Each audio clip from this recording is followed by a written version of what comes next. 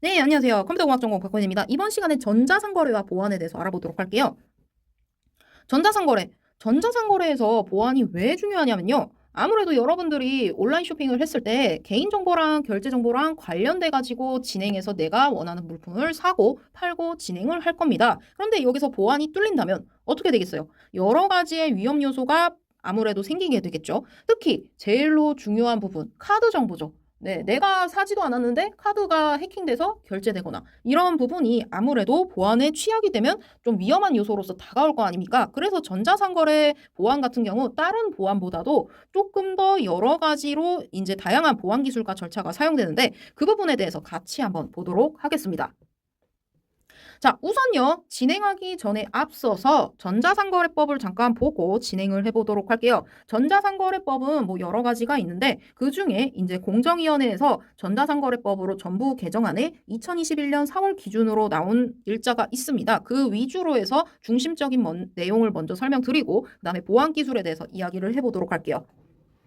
자, 우선요, 전자상거래법에서 이제 온라인 플랫폼 중심으로 해서 이제 공정화법 개정안이 2021년 4월 기준으로 다시 재탄생이 되었어요. 그 전에는 아무래도 코로나 시기 이전에 맞췄었던 법안으로 해서 진행되다 보니까 조금 허술한 점도 있었고 거래 구조에 대한 그 구조를 조금 익히기보다는 판매자 부분에 거의 주축이 돼서 진행되는 전자상거래법이 진행이 됐었지만 이제 대한민국은 2021년 4월 기준으로 해서 온라인 거래 구조랑 이제 시장 환경 같은 경우 이제 전자상거래법 적용 대상자를 사업자로 해가지고 온라인 플랫폼 운영 사업자라든지 아니면 온라인 플랫폼의 이용 사업자, 자체 인터넷 사이트 사업자로 분류해서 지금 보시면 이렇게 세 가지로 나눠져 있죠. 이 세 가지로 나눠 가지고 이제 수수료라든지 이용 계약이라든지 판매 계약이라든지 이런 부분을 이제 온라인 플랫폼 서비스다라고 이제 지정을 해가지고 거래 방식이나 관여도에 따라서 이제 거래 중개 플랫폼을 분류하는 데 목적을 두게 되었습니다. 이게 이제 전자상거래법의 제2조에 해당이 되는 상황이에요. 그래서 보시게 되면은 온라인 플랫폼과 이제 이용 사업자, 중개업자와 이제 진행을 했었을 때 지난 시간에 저희 잠깐 배웠을 겁니다. 기억나실런지요? 플랫폼 경제라고 해서 11번가라든지 아니면은 G마켓, 뭐 당근마켓 이런 경우가 아무래도 저희가 플랫폼을 이용을 해서 판매자랑 구매자가 거래를 할 수 있도록 유도한다라고 이야기를 드렸죠. 그래서 아무래도 이 플랫폼 경제가 크면 클수록 더 클 거예요. 네, 그런 부분에 위주로 해서 네, 생각하셔가지고 들어주시면 될 것 같아요. 그래서 이 온라인 플랫폼 중개 서비스업자 뭐 11번가라든지 아니면은 뭐 G마켓 뭐 그런 부분이 있겠죠. 네, 거기서 이제 이용 사업자 같은 경우에는 중개 계약을 하고 아무래도 이 온라인 플랫폼에 사용료를 수수료를 내서 진행을 할 거고 소비자 같은 경우에는 아무래도 온라인 플랫폼을 이용해서 서비스를 제공받고 이용 계약을 받는 게 이제 아이디랑 패스워드가 되겠고 그 외에 이제 거래할 수 있는 뭐 신용카드라든지 뭐 그런 구매에 관련된 결제 인증이 될 것 같아요. 그래서 이런 부분을 이제 이용 계약으로 두고 진행이 될 겁니다. 네, 그리고 온라인 플랫폼을 이용하는 동시에 이제 온라인 플랫폼에서 예를 들어 커피를 산다 그러면은 커피를 판매 계약해가지고 제공을 하고 그다음에 그 부분에 대한 대금을 이쪽 온라인 플랫폼을 이용해서 네, 받을 수 있도록 해가지고 진행하는 게 이제 온라인 플랫폼의 거래 구조라고 볼 수가 있겠는데요. 자, 여기서 중요한 거는 지금 이렇게 세 가지 구조로 되어 있는 상태에서 네, 아무래도 전자상거래법에서 조금 의무화시키거나 조금 더 강화시켰다는 부분이 네, 플랫폼 운영 사업자에게 소비자에 대한 의무와 책임을 새롭게 부과하고 강화하였다는 점을 들 수가 있을 것 같아요. 그래서 기존에 아무래도 플랫폼 간 소비자 관계를 먼저 둔 게 아니라 이제 새로운 유형의 거래로서 B2C, C2C 관계에 대한 소비자에 대한 의무와 책임을 부과시켜가지고 진행된 게 이제 온라인 플랫폼의 공정화법에 대한 개정안인데 이 부분에 대해서는 이제 조금 정보 매개라든지 연결 수단, 뭐 거래 중개 아니면은 뭐 플랫폼 이용 사업자, 사이트 사업자 등으로 해가지고 네, 주요 의무 등 뭐 이런 부분이 있습니다. 네, 이런 부분을 이야기를 드리는 이유가 아무래도 한 번씩은 아셔야 되는 부분이기 때문에 이야기를 드려요. 자, 그래서 이야기를 드려보자면 우선 온라인 플랫폼 운영 사업자 같은 경우에는 네, 인접 지역 거래에서의 법을 적용 확대시켜서 정보 제공을 강화시킬 수 있도록 해야 되고 그다음에 위의 상품은 아무래도 신속하게 차단해가지고 팔지 않도록 유도를 해야겠죠. 그리고 여기서 이제 또 이야기하는 부분이 실제 수행하는 역할에 대한 정보를 줄 수 있도록 가격 비교 사이트에 이제 연결 수단을 두는 걸 목표로 둬야 된다라는 걸 두고 있어요. 네, 그래서 여러분들이 이제 가격 비교했을 때 온라인 플랫폼 운영 사업자에 의해서 이렇게 받고 있는구나라는 구조를 이야기를 드릴 수가 있겠고요.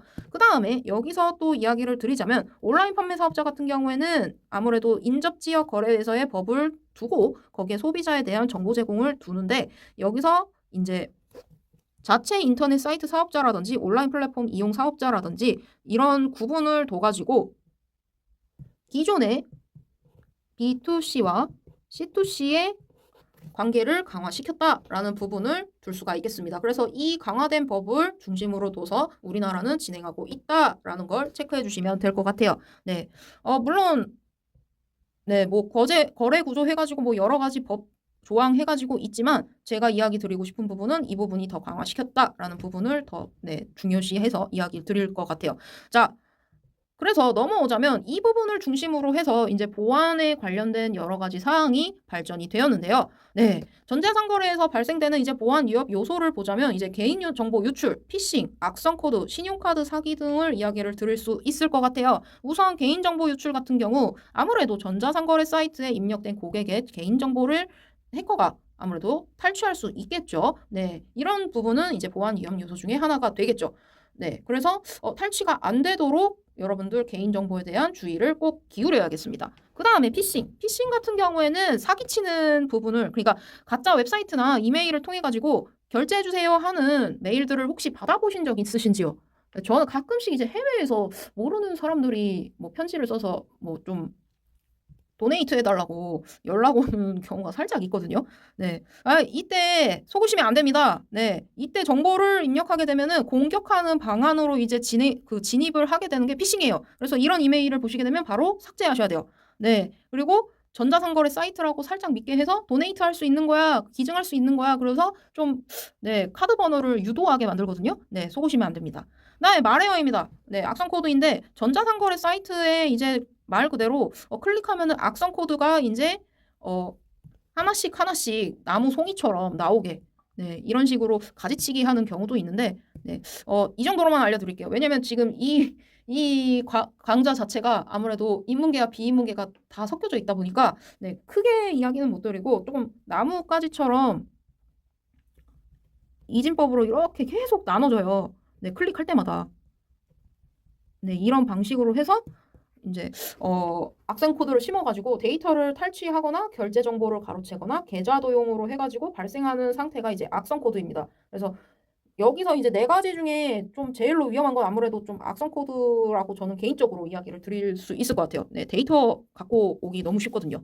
자, 그다음에 신용카드 사기입니다. 불법적으로 획득한 신용카드 정보를 가지고 거래를 진행하거나 결제 과정에서 카드 정보를 가로채는 방식인데 이 경우는 요즘 우리나라에서는 그렇게 흔치 않아요. 우리나라 같은 경우에는 아무래도 요즘 모바일 폰으로 결제하는 경우가 많아서 흔치는 않은데 이제 다른 나라 같은 경우 이제 RFID를 해킹하는 경우로 해가지고 뭐 예를 들어 여권이라든지 아니면 카드 번호를 해킹해서 결제하는 경우가 조금 덜어 있거든요. 네, 뭐 유럽이라든지 미주에 조금 덜어 있다고 합니다. 저도 유럽에서는 몇 번 목격한 사례가 있어요. 그래서 그런 부분 이야기 드릴 수 있을 것 같아요. 우리나라는 현재는 신용카드 사기는 조금 덜한 부분이 있습니다.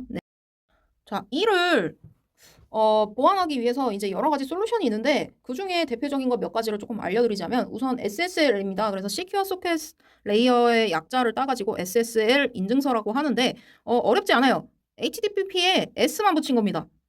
네, S만 붙여가지고 보시면 원래는 숫자에서 숫자로 이렇게 갔을 때 숫자에서 이제 암호화 형식으로 해가지고 원래는 기존의 일반 서버를 띄웠던 게 이제 보안 서버를 띄워가지고 암호화를 적용해서 송수신하는 방식을 SSL 인증서 방식이다라고 이야기를 합니다. 그래서 HTTPS 프로토콜을 사용해서 진행한다라는 거 체크해 주시면 될 것 같아요. 그래서 HTTP가 아니고 HTTPS로 시작되고 이 경우 이제 보안 연결이 이루어지는구나라는 걸 의미합니다. 기존에는 HTTPS로 되는 경우가 원래 전자상거래 관련된 사이트에서만 진행이 됐었어요. 그런데 현재는 이제 대학교에서도 이제 이루어지고 있고 뭐 다른 대학 그 전자상거래 사이트 외에도 이제 조금 중요하다 생각하는 아니면은 거래하시는 분들도 이제 HTTPS로 해가지고 진행하는 경우가 있다라는 거 체크해 주시면 될 것 같아요. 네, 그래서 이 S가 붙여진 상황에서 조금 더 보완이 되는 상황이구나. 네, 암호화를 시키잖아요. 지금 보시면 그대로 전송하는 게 아니고. 네, 그래서 그 부분 체크해 주시면 될 것 같아요. 자, 그 다음에 이제 이중 인증입니다. 그래서 투팩터 어센티케이션 해갖고 지금 2FA라고 불리게 되는데 여러분들 매번 봤었던 방식일 거예요. 네, 로그인을 했어요. 로그인하고 나서 두 번째 로그인 할게요. 그게 이제 이중 인증입니다. 네, 그래서 비밀번호 외에 거의 대표적으로 많이 쓰이는 예시가 이제 SMS로 전송된 코드 있잖아요. 그 경우를 이야기를 드릴 수 있을 것 같아요. 그래서 보안 강화를 보안 강화를 하는 방식을 이제 이중 인증이라고 하는데 뭐 대표적으로 뭐 온라인 쇼핑몰 로그인하고 결제할 때 그때 한 번 더 인증번호 해주세요 하거나 아니면 여러분들 대표적으로 제일 많이 쓰실 때가 이제 은행에서 쓰실 때, 네, 그 경우에 이제 쓰실 거예요. 그때는 이제 전화로 하는 경우가 많습니다. 아무래도 문자보다는 전화로 해서 코드 인증하는 경우가 조금 많죠. 그 경우 생각하시면 될 것 같아요. 자, 그다음에 데이터 암호화입니다. 데이터 암호화. 아무래도 고객의 개인정보나 결제 정보를 암호화해가지고 저장하는 기술이에요. 아까 이 그림 보시면 네, 1, 2, 3, 4, 5, 6, 7, 8, 9를 지금 이렇게 알파벳과 같이 나열해갖고 암호화시킨 상황이죠. 네, 이와 유사하게 진행되는 상황입니다. 네, 그래서 데이터 암호 정보가 유출이 되더라도 암호화된 데이터를 해독하기가 어렵게 만들어가지고 네, 아예 데이터가 감싸져 있는 상태이기 때문에 해킹하기가 어렵겠죠. 그 부분을 체크해 주시면 될 것 같아요. 그래서 예를 들어 이제 전자상거래 그 사이트에서 이제 신용카드 정보를 그 암호화해가지고 저장하고 결제할 때 이제 암호화된 데이터를 사용해서 결제 진행할 경우 그 경우가 이제 데이터 암호화에 해당된다라고 이야기를 드릴 수 있을 것 같습니다. 자, 그 다음에 PCI DSS입니다. 네, 여러분들 카드를 보시게 되면은 항상 보시는 부분이 이제 보안 표준으로 나온 PCI DSS, Payment Card Industry Data Security Standard의 약자로 볼 수가 있겠는데요. 이제 카드 소유자의 정보 보호 목적을 다뤄가지고 여기서 이제 2006년 9월에 비자, 마스터카드, JSB, 그 다음에 아메리칸 익스프레스, 디스커버 등의 이제 카드 브랜드 5개사가 같이 모여서 이 정보는 어느 회사가 되든 꼭 갖고 있어야 되고 꼭 기재를 해서 카드를 제공해줘야 된다라는 표준을 만들게 됐습니다. 이게 PCI DSS입니다. 네, 그래서 여러분들 꼭 체크를 해주시면 좋겠고요. 이 PCI DSS의 목적은요, 카드 소유자의 데이터를 보호하는데 큰 목적을 갖고 있어요. 그래서 네, 뭐 대부분의 카드들은 이제 여기에 넘버라든지 이제 네임이라든지 익스파이어 그 데이터 해가지고 이제 만기일이라든지 네, 이렇게 두고 있는데 여기서 이제 제일 중요한 점은 여러분들 이 그 시그니처 서명하는데 옆에 보면 3개의 글자 있지 않습니까? 네, 뭐 이 부분을 이제 CAV2, CAVC2 아니면 CVV2, CID 해가지고 여러 가지 이야기를 하고 있는데 네, 이 부분은 꼭꼭꼭 감춰 두셔야 돼요. 네, 이 부분이 중요한 부분으로 이야기를 드릴 수 있을 것 같아요. 네. 그래서 이 부분이 있다라는 것만 체크해 주시면 될 것 같아요. 여기서 더 나가진 않겠습니다. 네, 그냥 이런 부분이 이제 PCI DSS다라는 걸로 해서 네, 보안을 이루는데 목표를 두고 있다라고 네, 이야기를 드릴 수 있을 것 같습니다. 자, 그래서 네, 이 부분에 대해서 하나만 더 설명하자면 여러분들 결제하실 때 인터넷에서 결제하실 때 보시면은 이 부분을 다 쓰라고 나와 있을 거예요. 네, 그 부분이 이제 PCI DSS의 이제 보안 표준을 지켜야 되는 상황이기 때문이에요. 자, 그 다음에 웹 방화벽입니다. 그래서 웹 어플리케이션 파이어월이라 그래갖고 말 그대로 방화벽이에요. 방화벽. 여러분들 오른쪽 그림 잠깐 볼게요. 이게 삼성 SDS에서 갖고 온 자료인데 정상 서비스 사용하시는 분이 이제 유저가 이제 사용하는데 여기서 공공 관련된 서비스를 가려고 하는 상황이라고 봤어요. 이때 해커들이 공격을 합니다. 막 디도스도 공격하고 있고 여기서 이제 방화벽도 뚫었어요. IPS도 뚫었어요. 네. 그런데 여기에 WAF가 있다 그러면은 이 부분 같은 경우에는 아예 외부 공격을 방어하기 위한 보안 시스템으로 되어 있어가지고 아예 차단을 해버립니다. 네. 보안 관제로서 정책과 관련된 부분이기 때문에 이 부분에서 이제 차단이 되거든요. 그래서 여러분들이 이제 진행하시게 될 때 좀 더 안전하게 사용할 수 있구나라는 걸 체크할 수가 있겠습니다. 네. 그래서 일단 해킹 공격을 차단하는 곳에 이제 웹 방화벽으로서 이렇게 역할을 하는구나. 그 정도로 알고 계시면 좋겠습니다. 네. 더 나가고 싶어요. 더 나가고 싶긴 한데 여러분들 용어에 대해서 갸우뚱할 것 같아서 네, WAF라는 게 전자상거래 보안 중에 하나구나. 그 정도로만 두도록 할게요. 자, 그 다음에 IDS입니다. 네, 들어보셨는지요?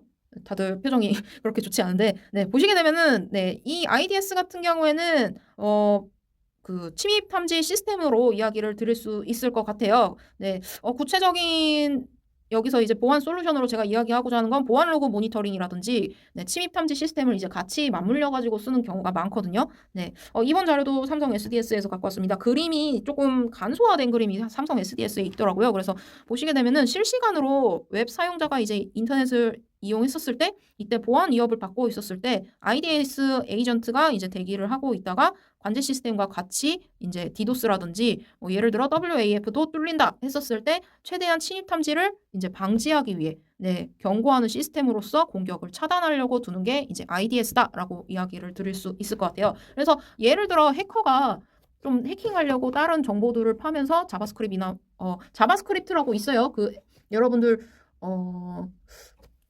코드 중에 하나라고 보시면 될 것 같거든요. 프로그래밍 코드. 그래서 그런 코드들을 이용을 해가지고 조금 그 해킹을 시도하려고 하게 되면은 이제 IDS 그러니까 우리나라의 그냥 경찰서처럼 좀 탐지하고 이제 즉각 경고를 발송해갖고 공격을 완전히 차단할 수 있는 네, 그 역할을 하는 게 이제 IDS다라고 이야기를 드릴 수 있을 것 같아요. 네.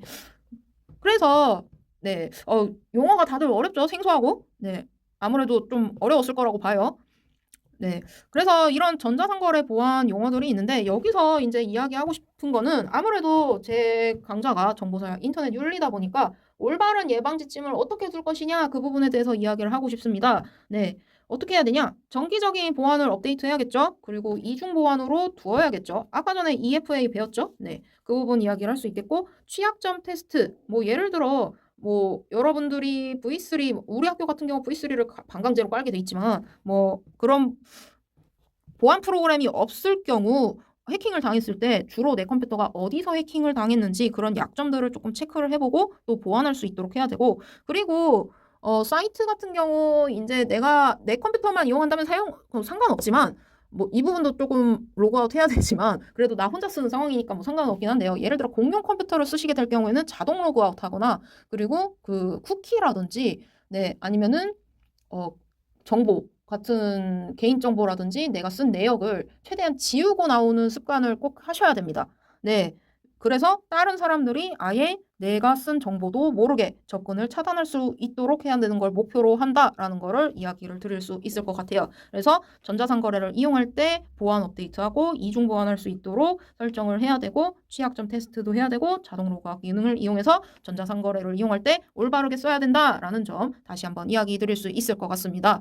네, 오늘 배운 용어 좀 많았어요. 좀 생소하죠? 네, 지금까지는 그래도 조금 아는 지식들이 나왔었는데 오늘 나온 용어들은 이제 진짜 보안 용어가 나오면서 조금 복잡해졌어요. 네, 한번 정리하고 마무리 짓도록 할게요. 자, 우선 저희 전자상거래 보안이 왜 중요한지에 대해서 배웠고요. 그 다음에 우리나라 같은 경우에는 공정위원회 전자상거래법에 의해서 진행하는 구조가 있는데 그 구조는 이제 온라인 플랫폼 중심 거래 구조로서 네.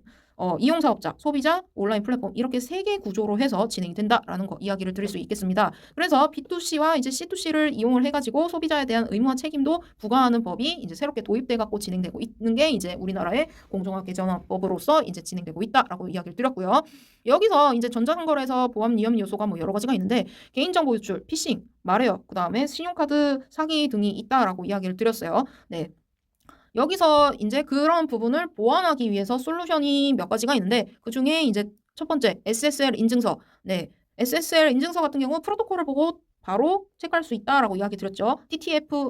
HTTP가 아니라 HTTPS로 시작된다. 이 부분만 확인하면 된다라고 이야기 드렸어요. 사실은 그 HTTPS 안에 인증서로서 뭔가 더 담겨져 있지만 네, 이 부분으로만 체크해 주시면 될 것 같아요. 그래서 이 부분은 내가 1, 2, 3, 4, 5, 6, 7, 8, 9를 해도 여기서 암호화시켜서 진행하는구나. 그래서 제3자가 탈취하기에는 조금 어려운 점이 있다라는 거 체크해 주시면 될 것 같고 그다음에 2FA가 있습니다. 그래서 그 비밀번호 외에 추가적인 인증 방법을 이용해서 진행하는구나 라는 거 체크해 주시면 될 것 같습니다. 그 다음에 데이터 암호화가 있어요. 그래서 고객의 제 개인정보나 결제 정보를 암호화시켜가지고 저장해서 전송하는 기술을 이제 데이터 암호화라고 이야기를 드렸고요. 그 다음에 PCI DSS라고 있습니다. 이 부분 꼭 체크해 주세요. 네, 그래서 2006년 9월부터 해가지고 네, 카드 브랜드 5개사가 모여서 네, 이 데이터를 가지고 개인정보를 다루는데 결제할 때마다 이 정보를 다뤄서 진행을 하도록 이제 실시를 하였고 그리고 이 정보는 반드시 유출되지 않도록 기여를 해야 된다라는 걸 목표로 해서 만든 보안 표준이다라고 이야기를 드릴 수 있겠습니다. 그 다음에 이제 웹 방화벽에 대해서 배웠어요. 그래서 WAF라는 게 있다라는 걸 체크할 수가 있겠고요. 자, 그 다음에 IDS에 대해서 배웠습니다. IDS는 침입 탐지 시스템이에요. 제가 여기서 이야기하고 싶은 건 이제 보안 로그 모니터링, 침입 탐지 시스템 같이 어우러져 가지고 이야기한 상황이고 이 침입 탐지 시스템은 IDS의 약자를 따고 있습니다. 그래서 이 부분 꼭 체크해 주시면 좋을 것 같아요. 그래서 Infrastructure Detection System 해가지고 IDS에서 IDS 에이전트가 있어서 만약에 해커가 침입이 된다 그랬을 때 즉각 경고를 주는 경찰서 같은 역할, 경찰서라기보다는 경찰서 전에 약간 주의 주는 역할이라고 보면 될 것 같아요. 그 역할로 체크해 주시면 될 것 같아요. 자, 그 다음에 예방 지침에 대해서 배웠습니다. 정기적으로 보안을 업데이트하고 이중 보안하고 취약점을 테스트해서 자동 로그아웃 기능을 이용해가지고 전자상거래를 올바르게 쓰자라고 이야기를 해서 이번 강의를 마치도록 하겠습니다. 여러분들 그래서 전자상거래 이렇게 해가지고 이론부터 보안까지 왔어요. 그리고 예방 지침이 어떻게 되는지 이 부분을 가르쳐 드리기 위해서 전자상거래를 가르쳐 드린 것 같아요. 전자상거래와 정보사회, 그 다음에 전자상거래와 핀테크와 테크핀 관계라든지 뭐 그런 부분으로 해서 여기까지 온 것 같습니다. 그래서 다시 한번 전자상거래 한번 통틀어서 정리 한번 해주시면 될 것 같고요. 저는 여기까지 해서 마무리 짓도록 하겠습니다. 다들 수고하셨습니다.